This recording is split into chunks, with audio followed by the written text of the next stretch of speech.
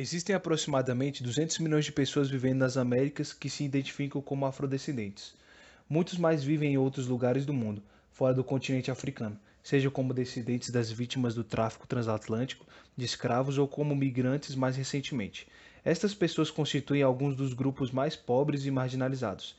Estudos e pesquisas de órgãos nacionais e internacionais demonstram que pessoas afrodescendentes ainda têm acesso limitado à educação de qualidade, serviços de saúde, moradia e segurança. No Brasil, foi sancionada a Lei 10.639, de janeiro de 2003, tornando obrigatório o ensino de história e cultura afro-brasileira e africana no currículo oficial da educação básica. Essa foi uma importante conquista do movimento negro que, ao longo de décadas, vem apresentando propostas e reivindicando ações pontuais no âmbito da educação, considerando sempre um espaço importantíssimo para a ressignificação das relações raciais no Brasil. A lei vai tornar obrigatório o ensino sobre história e cultura afro-brasileira nos estabelecimentos de ensino fundamental e médio oficiais e particulares. Desta forma, o conteúdo programático incluirá o estudo da história da África e dos africanos, a luta dos negros no Brasil, a cultura negra brasileira e o negro na formação da sociedade nacional, resgatando a contribuição do povo negro nas áreas social, econômica e política pertinentes à história do Brasil. Os conteúdos referentes à história e cultura afro-brasileira serão ministrados no âmbito de todo o currículo escolar, em especial nas áreas de educação artística e de literatura e história brasileiras. Sabemos que somos um país de muitas leis, mas direitos limitados. Diante dessa realidade, é necessário um empenho coletivo para romper e executar novas metodologias, para uma educação antirracista superando o mito da democracia racial. O mito da democracia racial seria a crença difundida na sociedade brasileira de que, apesar do longo período escravista depois da abolição, brancos e negros teriam encontrado uma forma de viver na mais autêntica harmonia, deixando no passado as diferenças de toda a ordem. A carne mais barata do mercado é a carne negra. As mulheres negras no Brasil são 55 milhões, chefiam 41% das famílias negras e recebem, em média, 58% da renda das mulheres brancas, de acordo com dados de 2015 extraídos do Retrato das Desigualdades de Gênero e Raça. Atualmente, as mulheres brancas lutam para que sua média salarial de R$ 797 reais seja equiparada à média salarial dos homens brancos, de R$ 1.278 reais. Enquanto isso, as mulheres negras recebem ainda menos, numa média de R$ 436 reais. Conseguir um emprego formal, uma boa colocação e ingressar no ensino superior também são dificuldades típicas daquelas que possuem a pele negra. Outra face perversa do racismo atrelado ao sexismo é a jornada tripla de trabalho. As trabalhadoras se distanciam dos seus lares e filhos para que possam prover sustento, muitas vezes cuidando dos filhos das mulheres com melhor condição financeira, e, por não possuírem os recursos, não podem contratar alguém para prestar assistência às crianças e fazer manutenção em suas próprias casas. Do mercado é a carne negra. Eu sou Gina Vera Ponte, professora da Secretaria de Educação do Distrito Federal e atuo na educação pública há 26 anos e meio.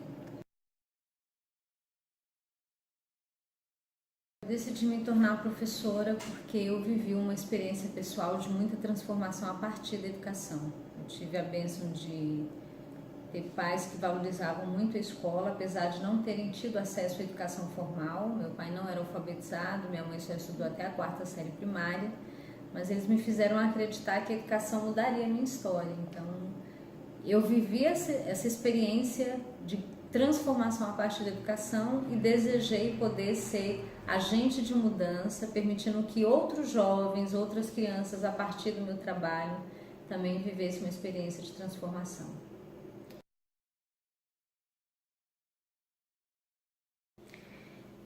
Para mim, o principal desafio da profissão de professor é viver em um país em que a educação não é valorizada. Eu percebo que se fala muito de educação como um mecanismo de transformação social, como um instrumento para resolver os problemas que a gente tem, inclusive os problemas econômicos, né? Mas na prática eu não vejo ações efetivas para que a educação seja valorizada. Isso começa pela desvalorização do professor, que inclui desde a questão salarial até as condições de trabalho e as políticas de formação que são muito precárias. principal preconceito que eu sinto em relação à minha condição de professora negra, mulher e negra, são as baixas expectativas.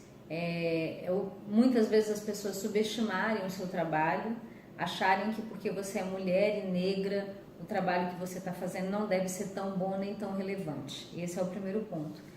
O segundo ponto é, nós temos um país extremamente racista, e o racismo no nosso país ele tem um efeito estruturante. Ele serve para definir que papel cada um pode ocupar. Eu estou ocupando um papel que é de relativo prestígio, né? Embora a gente seja muito desvalorizado como professor, para uma mulher negra, ser professor é uma posição de prestígio. Na verdade, para mim, que amo a minha profissão, ser professor é uma posição de muito prestígio. Eu me sinto muito honrada com essa possibilidade de ser professora. Mas para muitas pessoas causa estranhamento ver uma mulher negra dando aula, quando na verdade o lugar reservado às mulheres negras são os lugares da subalternidade, do assujeitamento. Então é você trabalhar em contextos onde haja menor prestígio, onde os salários sejam menores e onde a demanda não seja relacionada às questões intelectuais, do pensar, do produzir conhecimento, mas muito mais relacionada ao trabalho braçal. Então, depois que eu passei por esse processo de adoecimento, que eu percebi que eu tinha que me ressignificar como professora, eu entendi que eu tinha que me aproximar dos meus estudantes, passei a ouvir o que eles falavam, percebi que eles gostavam muito de uma coisa chamada redes sociais, ou mídias sociais digitais, criei uma conta numa rede social e comecei a observar os conteúdos que os alunos acessavam e postavam para conhecê-los melhor, né? Eu usava a minha rede social como uma ferramenta pedagógica. E eu me dei conta que era recorrente entre as meninas reproduzir esse referencial da mulher objetificada. E aí eu entendi que dentro da nossa cultura, as referências femininas que aparecem para que as meninas constituam a sua própria subjetividade são sempre referências das mulheres se objetificando, sempre na perspectiva do quanto aquela mulher é sexualmente desejável, do quanto ela se aproxima de um determinado padrão de beleza. E aí eu entendi que precisava oferecer outras referências femininas para elas se inspirarem, para elas entenderem que não tem nenhum problema a mulher ser bonita, ser sensual, querer casar e ter filhos, está tudo certo. O problema é quando a gente acha que esse é o único papel que a mulher pode exercer. Sendo nós mulheres tão talentosas para tantas áreas, tão poderosas, né? A gente esteve presente sempre na história da humanidade, dando contribuições decisivas. E aí, de repente, a gente educar as nossas meninas para elas acreditarem que só podem ser mães ou só podem casar, é empobrecer e reduzir muito o papel delas. E aí o projeto trabalhou nessa perspectiva, com muita leitura de obras de autoria feminina, o estudo da biografia de grandes mulheres, o contato com biografia de mulheres da própria comunidade e o contato com biografia de mulheres da vida de cada um deles e delas.